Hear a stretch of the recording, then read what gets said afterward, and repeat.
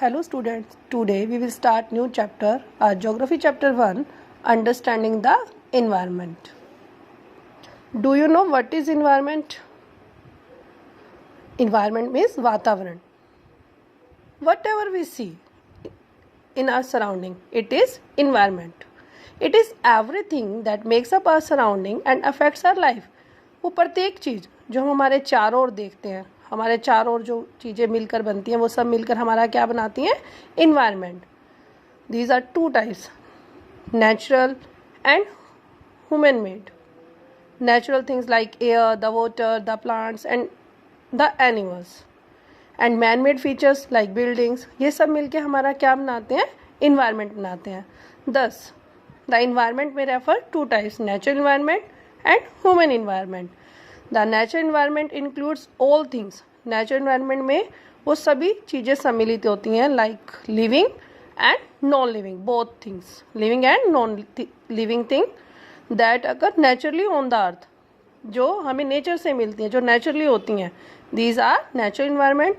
And human environment includes जो मनुष्य ने बनाई हैं, like buildings, roads, technology, social and cultural factors like family and society also. These are the example of human environment. In this chapter, you will learn how natural features and human interact with one another and how their interrelationship affects our environment. इस chapter में आप ये देखेंगे कि किस तरह से natural features और ह्यूमन का इंटरेक्शन दोनों मिलकर किस तरह एक दूसरे के ऊपर डिपेंड है और किस तरह से हमारे वातावरण पर अफेक्ट डालते हैं. Got it? First of all, we will discuss natural environment. Natural environment is also known as physical environment. The natural environment has two components, biotic and abiotic. Biotic means all plants and animals in the surrounding constitute the biotic component. जो चीज़ें सांस लेती हैं, plants, animals in the surrounding, ये सब मिलके हमारे क्या बनाते हैं? Biotic component. And non living things जो निर्जीव चीज़ें होती हैं, like air, temperature, water, light and soil form the abiotic component. ये हमारे किसका एग्जांपल है? एबायोटिक कंपोनेंट का. And biotic component are plants, animals, human being. Both biotic and abiotic component influence each other. They are dependent on one another. This is called interdependence. For example, human being is also depend on air, temperature, water पर depend है हम सभी human being.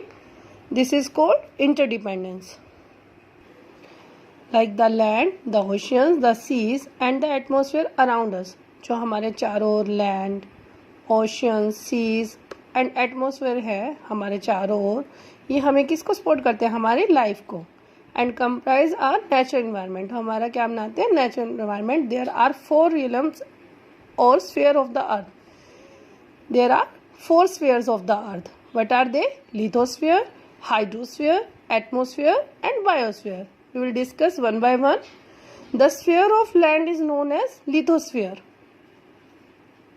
meaning lithos means rock. Lithos means rock. It's include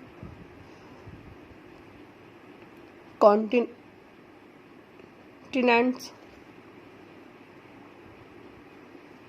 oceans, seas, islands.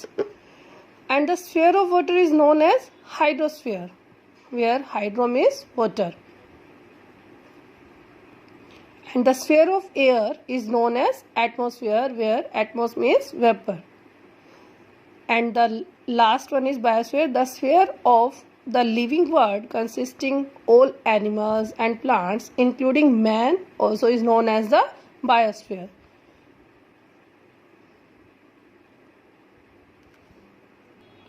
First, we will detail study about lithosphere. The solid outer covering of Earth surface. जो हमारी earth surface की ऊपर की जो परत है, consisting of rocks and soil is known as lithosphere. सबसे जो भारी परत होती है इससे क्या कहा जाता है? लिथोस्फीयर. इसमें क्या क्या इंक्लूडेड होती हैं? लार्ज लैंड मासेस जैसे कि continents, oceans, and smaller masses of land surrounded by water called island. It includes various land forms like mountains भी इसके अंदर इंक्लूड्स होते हैं, valleys, plateaus and plains also.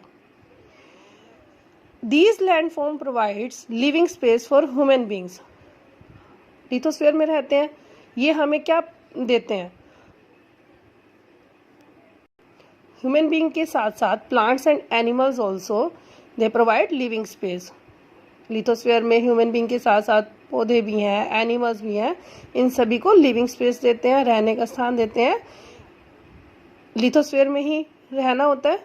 And the lithosphere therefore provide us with soil, forest. क्या क्या provide करता है, ध्यान से दीजिए. Soil, forest, grassland for grazing, animals के लिए, पशुओं को चरने के लिए घास के मैदान, लैंड फॉर एग्रीकल्चर, जो हम खेती करते हैं ये लैंड भी लिथोस्फीयर में. एंड ह्यूमन सेटलमेंट, मनुष्य के लिए रहने के लिए स्थान, minerals also. Next one is hydrosphere. Hydros means water. You know very well, a 3/4 part of Earth, a 3/4 part of our Earth is covered with water. Water is found in three forms: solid form, liquid and gaseous form.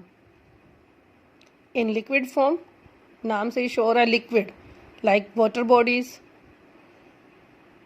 like river, जो भी हमारी water bodies हैं, these are the example of liquid form. And its solid state, it exists as snow cover, बर्फ से ढका हुआ, जैसे कि mountain tops and glaciers also, ice sheet. And it the gaseous form, for example gaseous form, it is found in the form of clouds and water vapor. जब form gases form में clouds में जाके पानी मिल जाता है, rain fall होता है, जैसे it is the example of gases form. Water sustain all form of life and has a strong influence on climate.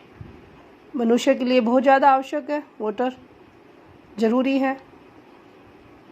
Next one is the atmosphere.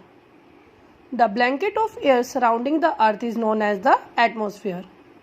जो हमारे चारों ब्लैंकेट है, एयर की, हवा से जो कवर है, it is known as atmosphere. It is the definition of the atmosphere. The blanket of air surrounding the earth is known as the atmosphere.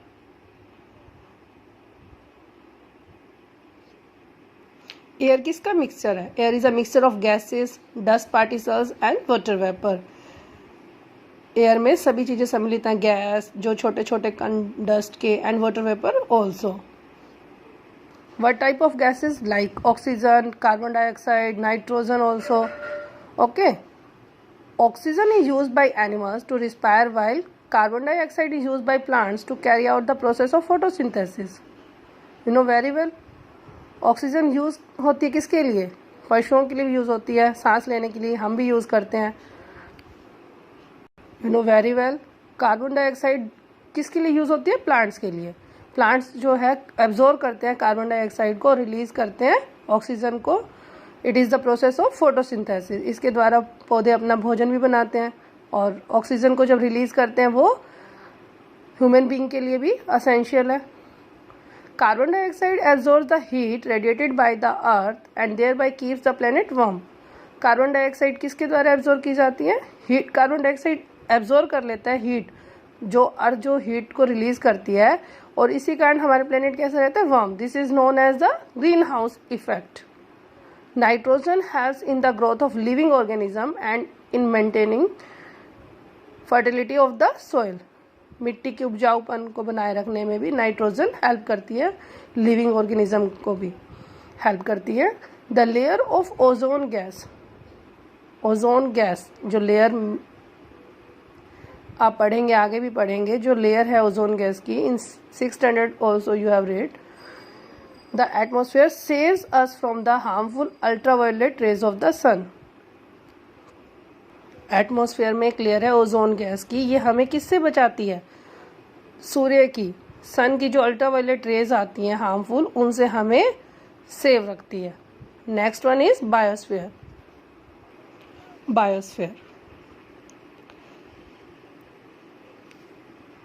it is a narrow zone where all three spheres, lithosphere, hydrosphere and atmospheres, come in contact with each other. All forms of life are found here. जो सभी जीवन है ये इसी sphere में मिलता है, क्योंकि ये सभी को इंक्लूड करता है, इसमें सभी इंक्लूड है. Like biosphere is the narrow zone consisting of the lower part of the atmosphere.